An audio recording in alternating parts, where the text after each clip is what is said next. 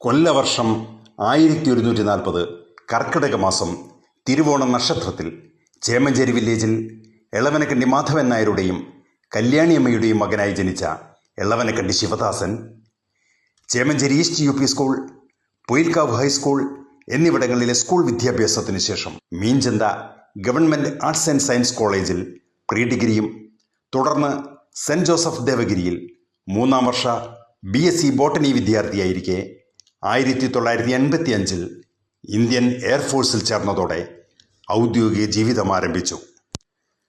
1992 എടക്കുളം പാണക്കാട്ട് വീട്ടിൽ താമസക്കാരിയും ഇപ്പോൾ മലപ്പുറം തലക്കാട്ടൂർ AMLP സ്കൂൾ അധ്യാപികയുമായ ശ്രീമതി സുനിലയെ ജീവിത പങ്കാളിയാക്കി. എയർഫോഴ്സ് സർജന്റ് തസ്തികയിൽ നിന്നും വിരമിച്ച ശേഷം ഇന്ത്യൻ റെയിൽവേയിൽ ചേർന്നു.